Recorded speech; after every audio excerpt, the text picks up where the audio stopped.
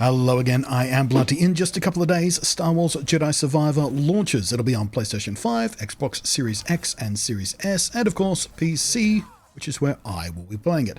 Partly because my PC is kinda chonk and I can run it at its best there, and partly because I can mod it there to actually make it fun by trivializing its sucky combat, just like I did to its predecessor. Ooh, want to see that there? That's some spicy bait, isn't it? You're already furiously typing a comment out, enraged that I criticized the combat in a game you really like, and frankly had been largely praised for its combat and other related systems. That's cool, but hey, instead of just the predictable modern internet reactionary stuff of leaving an angry comment and not actually watching the video to hear what I have to say in the context of which I have to say it, I invite you instead to tell me more, in articulate terms, calm terms, why you liked the combat in this game, and indeed, if you didn't like it much, why you didn't like it. Or if you're a bit 50-50 about it, let me know how you felt. Because the combat specifically in this game was a pretty big deal for me when I tried to play it. So please, kindly give me your time and your ears to listen to what I have to say here, and then you can unload at me if you're still furious at what I have to say. So, let's frame up here. Jedi Survivor, unlike many, if not most, Soulsborne or Soulsborne-inspired games, if you like. There is a debate to be had whether this is a true Soulsborne game or not. But it has a full and complete set of difficulty modes coming with it. There's a story mode difficulty, for those who wish to enjoy Cal and the crew's adventure with little resistance from foes. Parry times are generous, and damage dealt by enemies is minimal. There's Jedi Padawan, described as more of a challenge than story mode, but gentler than Jedi Knight. Parry times are still somewhat generous, although enemies deal a fair amount more damage than they do in story mode. Jedi Knight difficulty. A challenging adventure. Players will need to hone their reflexes to overcome enemies. Jedi Master offers even more of a challenge than Jedi Knight, with enemy aggressiveness dialed up to keep you on your toes. And then, finally, Jedi Grand Master difficulty. The most difficult option, parry windows are small and enemies are merciless. This difficulty setting will test your mettle. These are, in fact, much like what the first game offered. And difficulty can be switched and adjusted at will during the campaign by simply dropping into the settings menu, and we're told that there are no in-game rewards or challenges or anything like that this difficulty selection will be tied directly to. There is also apparently no difficulty-related achievements or trophies, so you don't get a special reward by completing the game on its very hardest difficulty. How does that make you feel? But more than just simple difficulty modes to fiddle with, damage numbers or parry windows and the like, there's a small pile of accessibility options to ensure more people can enjoy what the game has to offer outside of pure combat. This includes simple stuff like the camera auto-switching to targets to make it easier to know what to swing at next, the ability to fully disable those annoying button-mashing QuickTime style sections, which, why are they even still in games? They always suck. There is additional map navigation assistances with added audio cues. And rather most controversially, at least from what I've seen so far from a small section of the fandom when this was first talked about, a slow mode has been included to reduce the speed of the game for an even easier challenge. Also able to be turned on and off at will, making tricky platforming sections easier, and of course making combat a lot easier by just nerfing the need for high reaction times. You can even toggle this on or off at any time with an assignable shortcut. We saw a feature like this in Forza Horizon 5, which had a similar slow-motion accessibility option, which was a huge boon for many players with various kinds of disabilities. But while in Forza and many other kinds of games, accessibility options or indeed simple difficulty options tend not to be just accepted, but praised and criticized when they're missing, those kinds of things in a Soulsborne or even Soulsborne Light category of game seem to really piss off some of the self-styled hardcore Soulsborne players who seem to have a near pathological gag reflex of fury anytime someone even suggests that those games might benefit from having an easy mode put into them. It has been an ongoing debate for many years now, and I have spoken about it before myself. But in their mind, it seems to be some kind of personal attack on them if a developer might allow for the game to be easier, or people ask that the developer make the game more accessible and easier for more players. These people seem to have tied in some kind of personal worth, their own ego, their own pride in the fact that they play a hard game, a very hard game, a game that is not for everyone. Not every game has to be for everybody, they scream, which somehow makes them feel superior for being one of the people who do play that game with that particular kind of difficulty. And if other people get to play it easier, that's somehow that makes them see, this is the part where I start to dissolve every single time in trying to understand why it makes them so angry that someone else might get to play this game that they apparently love so much, but easier, so they can more fully enjoy it, because the unforgiving difficulty makes it too difficult for them to enjoy the game. For these people, the difficulty is the game. That is the only worth to that game. And to that perspective, I say, if the only thing good about the game is that it's hard, why don't you play better games just in hard mode? And it's because the better games have difficulty modes. Not everyone is forced to play it in hard mode. That seems to be the dividing line here. Isn't that weird? 3.5 years ago, Star Wars Jedi Fallen Order launched. And in fact, it launched on the exact same date as Pokemon Sword and Pokemon Shield, 15th of November, 2019. I played, and indeed streamed, Pokemon instead. Not because I like Pokemon more than Star Wars, because, dude, no, don't be crazy.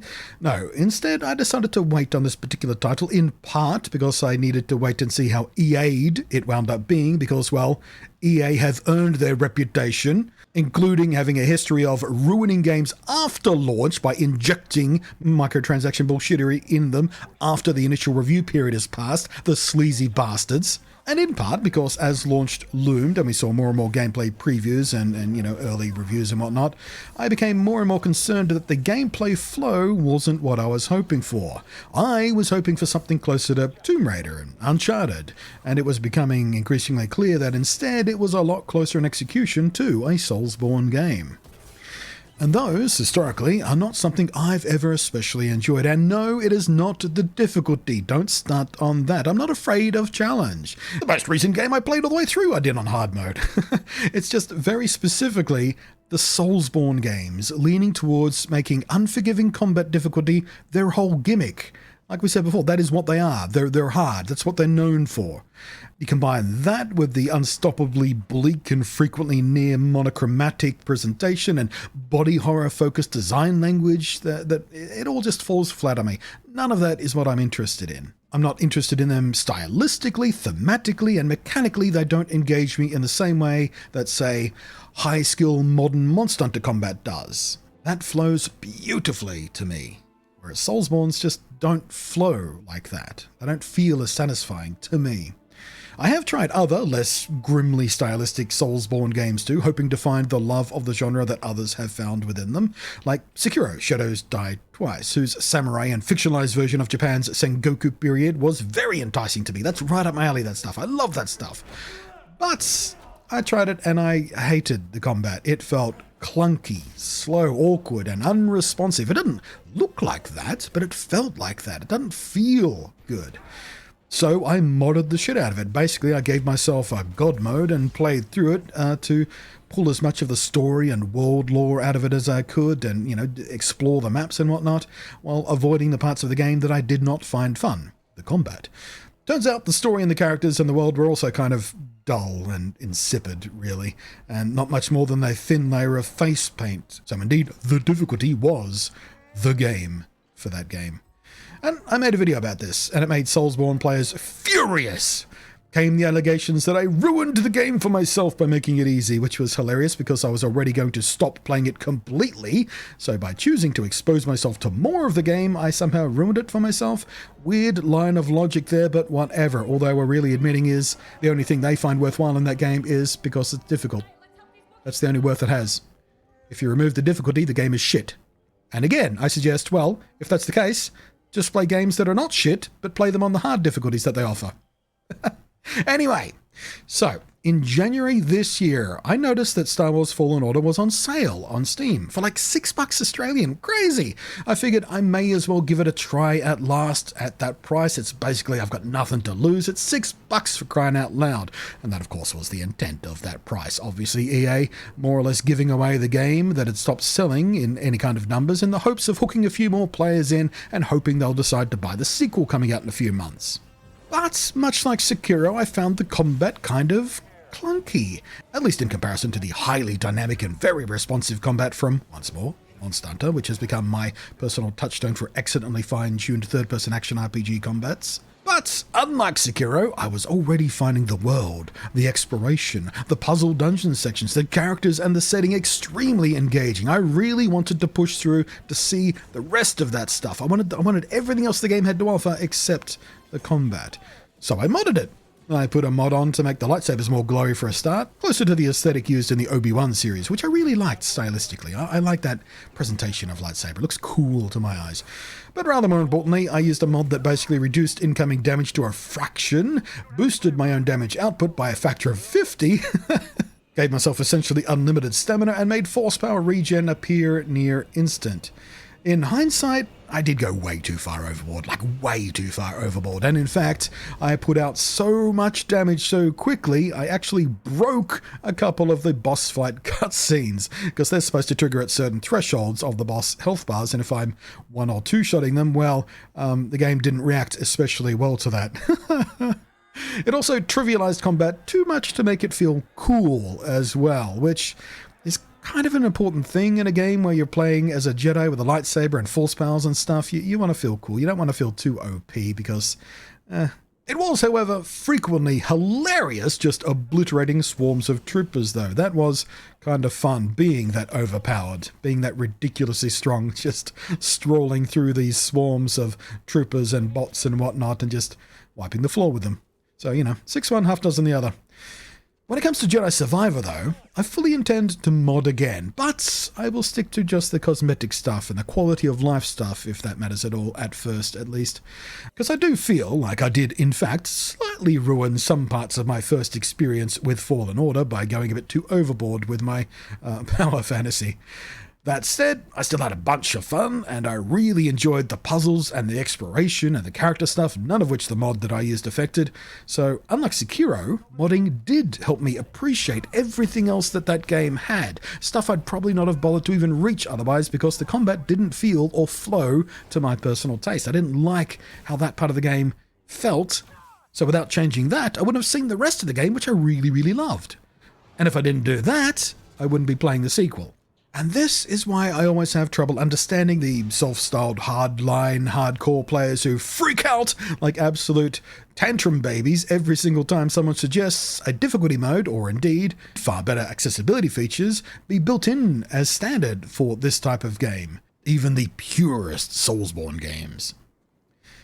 I mean, the single-player games, someone else making the game easier or trivializing combat completely for themselves doesn't harm you as a player. You still get the experience you want to have. And in fact, more people being able to or wanting to play these games only benefits you, the hardcore player, as it shows there's a strong market and consumer desire for them, so more and more of them get funded and produced, and you get more choices to make in this hardcore game you love so much, you dummies. There is no downside of any of this for you hardcore peeps. Anyway, you can dynamically fiddle with the difficulty in Jedi Survivor, and the devs have very, very deliberately not tied any in-game mechanics or even achievements to playing under certain difficulties, plus the new accessibility stuff they're putting in there. All this tells me that the devs get it. These devs get it. They're publisher, but the devs, so I'll be starting on the default difficulty with the hope that the combat, the more refined combat, the more flexible combat that this sequel will offer will feel better for me, but I have also the expectation that I'll probably slide down to Padawan level or story level even in the difficulty slider, or maybe even just mod combat into hilarious irrelevancy again because, well, there is a fun side to doing that as well. Point is though, it's nice to have that option, these options, without which I wouldn't have enjoyed or even played through the first game, and I wouldn't be playing this second game or be so excited to play the second game and find out what comes next in the story of these people in this world, in this little slice of the Star Wars universe. Anyway, Here's the part where I say, well, that's what I think. What do you think? Leave a comment in the doobly-doo, etc., etc., etc. Thank you very much for watching. I am Blunty. Thank you as always to the patrons scrolling up above there, and I will catch you next time.